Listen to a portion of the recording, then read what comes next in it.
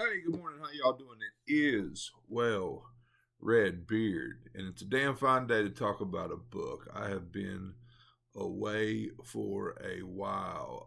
Want to give a quick shout out to Wade Johnston 4305. He uh, commented on a video and I guess encouraged me to kind of come back and do this a little bit. You know, it was weird timing because to be honest with you, haven't read a damn thing in 6 months until this week.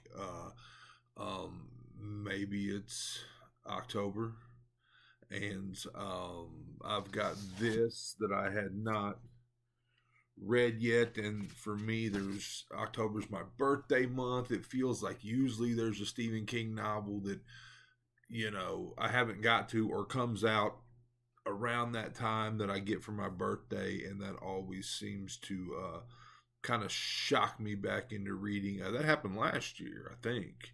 I think in October last year is kind of when I started back reading, and then read for like 6 months straight, and then again I haven't read anything for 5 or 6 months until this week. That's how I roll though. Like I burn really hot when I'm into it, and then I kind of fade out or whatever. But the weird thing is so I've read a book and two short stories in the last week, and um, I got to talk about them. I mean, I got to say something about them, especially because one of the books is so absolutely messed up that I don't know. I absolutely have to talk about it. So really, we'll call this Beard Book Talk 8. I think this is, yeah, because I was calling these book talks like 5 months ago when I stopped. And so this is Beard Book Talk 8. Again, I'm going to talk about a book. Um, and then I'm, probably going to come back and review that book. But I'm going to talk about a book and talk about a couple short stories. And, still been selling some books over on Pango. Haven't really been shopping much or like adding much to the inventory. I've been doing that, and that's really it. But it's, again, I'm at this place where um, got a daughter that's a sophomore in college, got a son that's a junior in high school. I've been coaching football. I think you guys know that I coach football. I'm an assistant or whatever, but for my son's high school team, and so that really picked up, and it takes a lot of my time and a lot of my focus. But realizing that that's going to stop in the next like 14 months, and the funny thing is that I know, like, I'm already preparing. Like, I know that because I'm so invested in his, he has goals of playing college football or whatever, but I'm so invested in that, and taking him to practice and helping with the team and taking him to workouts, and taking him on college visits and things like that, that I know that, like, when this stops, there's going to be like a big void there. And reading or whatever my hobby is at the time, playing guitar or whatever, has always been my void filler or whatever. And so I realized that, um, anyway, that's going to happen. I'm going to have this huge void to fill, and so kind of trying to already like adjust for that mentally, and know that that's coming, so that when it comes, it's not such a uh, shock to me. But anyway, so I read a book. This book came out a few years ago. I missed it, even though everyone was raving about it one way or the other. I think mostly negatively, but I needed something that I would not read 20 pages of and then just stop. And this was on the shelf. I had bought this at Half Price Books 6 months ago, and I read like the first 20 pages of it a couple months ago, and had it in my bedside drawer, and did not finish it. And then I picked it up this week, and I think finished it in 2 or 3 sittings. Which, again, it's only a 162 page book, so nothing crazy there. But I did pick it up and read it, and it is called Dead Inside by Chandler Morrison. If you're a horror fan, you probably know a little bit about this book. I mean, it is extreme. Is a mild way of putting it. it's, I mean, to just to get right into it, it's about a guy that has sex with corpses. Necrophilia, yeah. I sex dead people. Yeah. But he meets a woman, a doctor. Matter of fact, he works at a hospital. It's convenient, right? Works at a hospital, and there just happens the only place in the hospital where there's no cameras is the morgue. Also convenient. Meets a woman though that has a hobby, addiction, if you will, that is, man, it's hard to call it far worse than his, but it feels far worse than his. I don't know. These two kind of link up in this weird relationship of what they like to do. Of his of the things he does with dead people, and what her thing is. And I'm not going to give that away, but like I said, it feels worse. It feels far worse. Now, I read some extreme books, and I read some extreme books that are extreme just to be that way. This one feels like that to me. Just my opinion. I don't really feel like there's some. I mean, I guess you could say there's this underlying theme of, you know, to hell with being normal, I guess, or let your freak flag fly, or whatever it is. But anyway, for the most part, it feels like it's extreme for the sake of being extreme. And I mean, it was okay. I mean, the weird thing is that, okay, so when I was a kid in high school, I was in one of my, it wasn't for class, but it was like a literary club or something. And we were reading The Vision by Dean Koontz. I'm not really sure why we were reading Dean Koontz in a literary club, but whatever. To get past that, my mom found the book, picked it up, read a section of it, and I mean, I didn't get in trouble, but you see what I'm saying there. Well, my wife picked this one up, and I had mentioned that what it was about. I mean, what the first 30-40 pages was about, but she picked it up and turned to a point where things had escalated quite a bit beyond just the I sex dead people thing. And anyway, so we had a conversation about that. How do you read that shit? How do you anyway? But I did finish it, and like, it was okay. I mean, how do you rate a book like this? I mean, I finished it in a time when I wasn't really reading, so I guess it pulled me in. But at the end of the day, it's more of a pulled me in, like you slow down to watch the car, just look at the car crash on the side of the road, that type of thing.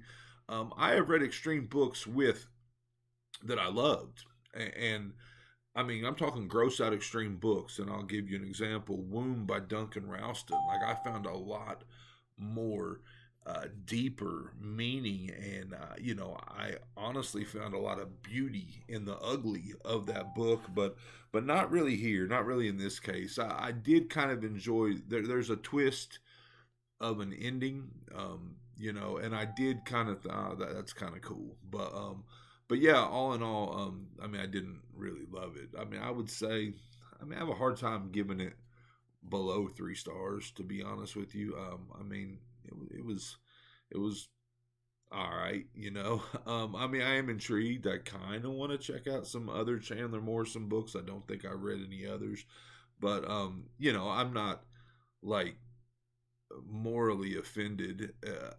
Maybe I should be, but I'm not like offended by it or anything. But it is extreme, and not for the faint of heart. And the things that we do, I mean, I'm talking scene after scene. The things that are happening in this book are rough. Yeah, I mean, I don't know. Maybe I don't know. Maybe I'm a little bit disturbed myself, but anyway. So, Dead Inside, Chandler Morrison. Let's call it 3 stars for now. All right. So, like I said, I've gotten into Stephen King. You like it darker? You like it darker? I'm not a fan of that title at all. So, whatever. Who am I to judge? But not a huge fan of the title. I've read the first 2 stories in it. I really liked the first one. really liked what is it called? Two Talented Bastards. Um, it's a story about two men that have from a small town in Maine. And we go back to Castle Rock, or at least the county. There's like three towns, or there's a bunch of towns in that county, but Castle Rock is the largest, and then Gates Falls, and then I think Harlow. Anyway, back to Maine, and two guys from this really small town. They both find extreme success. One is an artist, one is an author, like in their mid 40s. Which for me, there's something there about me being I'm in my late 40s, but that life's not over. That that you still find a different path. And for a guy, like I said, that my kids are about out of the house, about both in college, that I guess it brought me some level of wow, that's kind of cool, that type of thing. But you know, they both fooled around a little bit. I mean, one of them liked to sketch in a sketch pad. One of them liked to tell stories, but there was no crazy talent there. There's also a look at that, like all the people that dabble, or but there's such a small amount that are, I guess, chosen, for lack of another word, to actually be successful at this stuff. There's a beautiful part in this story about the main character's wife passing away, and I'm trying to find that.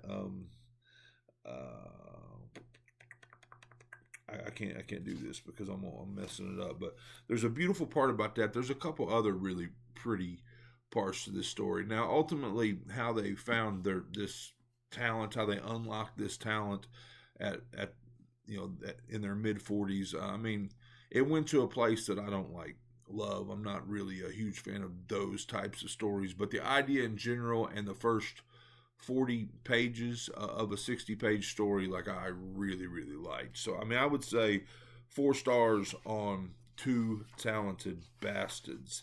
And then I read the next story, which, let me see if I can figure out what that one was called real quick. I'm almost there.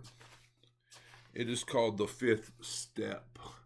And older dude, I think he's like 70-ish, lives in New York, I think. Yeah, New York. He takes a walk to the park. Some dude approaches him and like, look, hey, I'll pay you $20 just to listen to me, and he was an alcoholic, a recovering alcoholic, on the fifth step. And I guess that's, making a list of all your sins, and like telling them to a complete stranger, or at least in this case it was. And the guy agreed to it, and as we get deeper and deeper into his list of sins, we,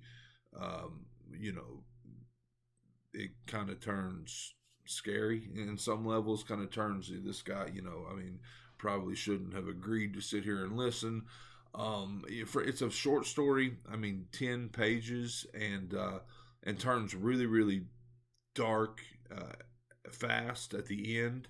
I mean, I didn't love it. I mean, for me, it felt, it didn't have, and I guess maybe it's hard to conjure this in 10 pages, but didn't really have that king magic, like I would say. I mean, didn't hate the story. I'd say probably 2 stars on that particular story, which is called The Fifth Step. That's it for today. Again, getting back into it, I might start doing this again. I'll tell you that I read a book and 2 stories, and I couldn't just sit on them. I had to at least come and talk about them a little bit. But yeah, this is Well Red Beard. Hope you enjoyed it. If you did enjoy it, tell me. That shit is always encouraging. If not, yeah, keep it to yourself, I reckon. But anyway, thanks. I hope you're enjoying all your books. I can't really say I am, because again, I'm just getting back into it. But if you're not enjoying your books, you're probably, I don't know shit, but you're probably reading the wrong damn books.